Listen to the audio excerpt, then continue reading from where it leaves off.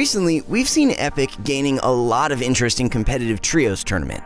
Just a few weeks ago, there was a Trios Cash Cup with a $1 million prize pool. Who knows, maybe we'll even see it in the next World Cup.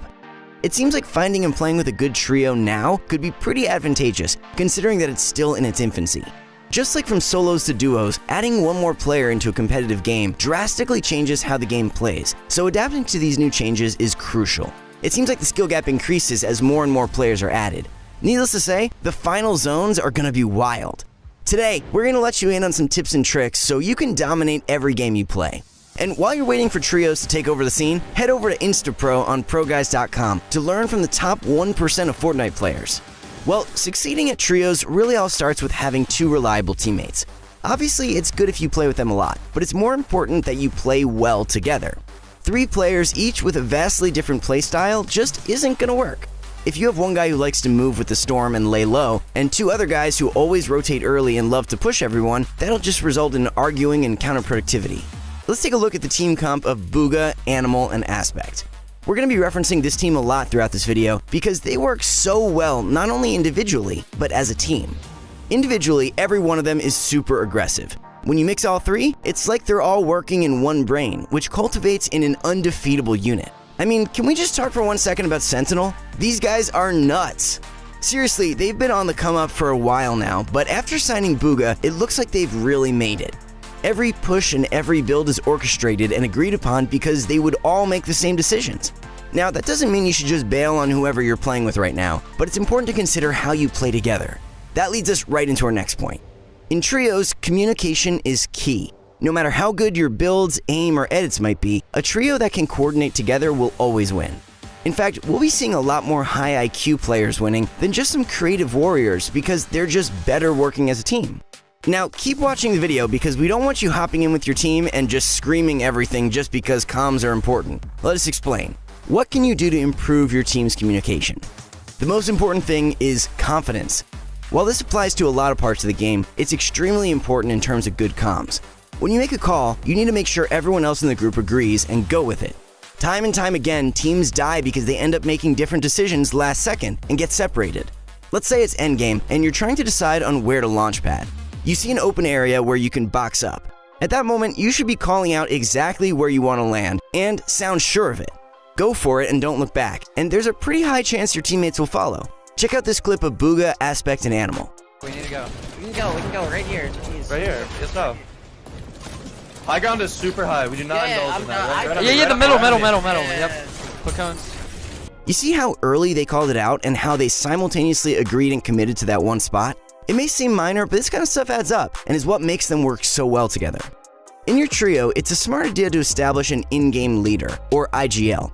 This is the one who will make the important calls on where to push and rotate, so they must have good game sense. These are some of the qualities you should have to be a good IGL. If you're looking to improve your IQ and maybe become your trio's in-game leader, try checking out our video on how to play like a pro player. So what kind of comms should you be making? Well, the answer is simple. Anything that will help your teammates. You might be thinking, duh, but you'd be surprised. Most people don't know what should and shouldn't be called out. Calling out your mats, when to rotate, damage, and your target's position are all pretty standard calls. Rotate now, take height, drop low. As you can see, everything is short and effective, but communicates what needs to be understood. Don't forget to stay composed and sound sure of yourself. As a leader, the worst thing that can happen is you get frustrated and hopeless, which will just throw off all the momentum your team could have. You don't want them arguing with each other. The only thing that can come from that is just wasted time. Another thing that needs to be agreed upon is a landing spot. Before you start your games, map out where you want to land and what your plan is once you leave. It should be somewhere relatively unpopulated that has a decent amount of mats and loot. Remember, loot and mats can be acquired from killing people, so as long as you live until then, you're good to go. On the off chance that you do see another team, that's a good time to group up and kill them ASAP. In trios, there's no backing out. You need to go for that kill or they'll end up killing you. Something else to keep in mind is positioning. Most teams start pretty spread out, and as the game progresses, get closer and closer together. Especially if you're dropping on a big POI, you should decide which side of the place you want to drop on. Nothing is more frustrating and detrimental to the game than getting taken out right in the beginning. Now, mid-game is usually ignored and most players will drift off, but you can't let that happen, especially when you're rotating. Walking in the open is by far the most vulnerable place to get caught off guard. During endgame, all the teammates are pretty much within around 5 meters from each other. That's because they always have each other's backs and are ready to push or support at any time. A good rule of thumb is that you should always be able to see at least one of your teammates, or else you won't be able to give them some assistance during a fight quickly. This tip isn't just helpful on defense, it's also crucial on defense. It's a lot easier to apply pressure to someone when you have 2 people on them, which is another thing we see pros do so well. I don't know why. I'm 400 Here, brick. kill that guy, west. I mean, it's just too easy. Let's see one more clip. Guy in a fucking cone, it's too late. You gotta go, this is scary. Someone lead. Mine.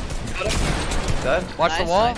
You see how they even coordinate who's going to spam and who's going to take the wall? That's called good communication. While we're talking about positioning, think about high ground.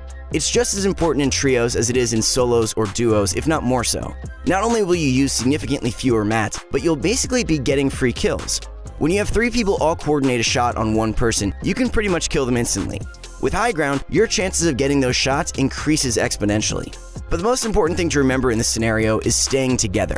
Make sure when you're ready to take height that your teammates are as well. If only one of you goes for it, that leaves you or the person you left down below all by themselves. We might be able to look for height. Yo, height's not that high. It's not that high. We could definitely take it right now. Yeah, we could take it right now. RPG. Actually, I did it. I'm cranking above him. There's two. We could take this so Do you want me to go? I can go for it. Yeah, go, right now.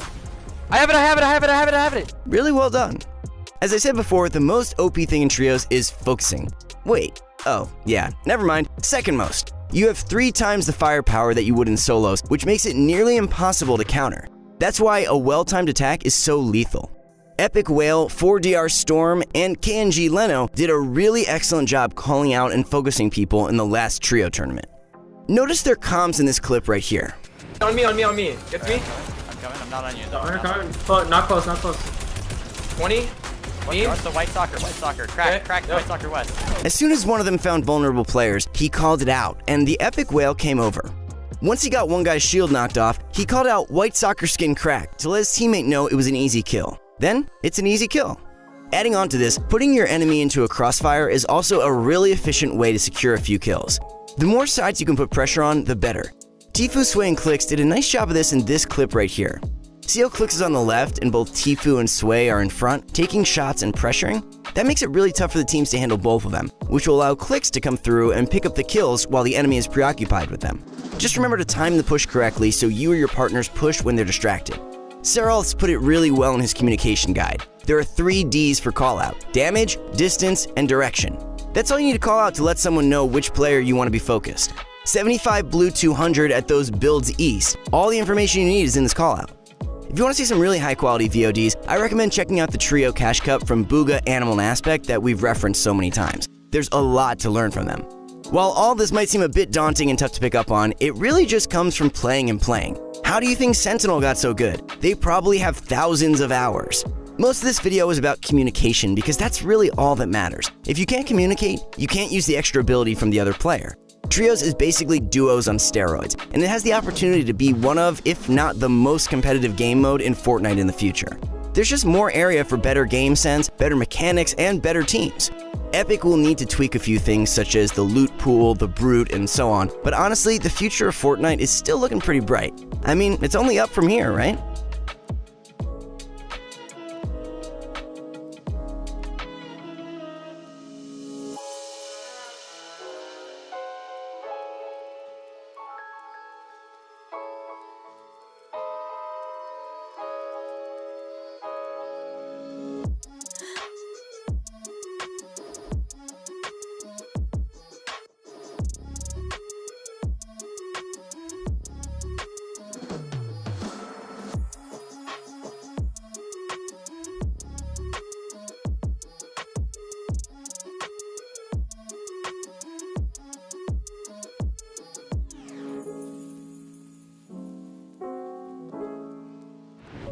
Did you find any of these tips useful, or do you have any suggestions? Let us know in the comments section down below. And don't forget to like and subscribe. Thanks so much, guys. See ya.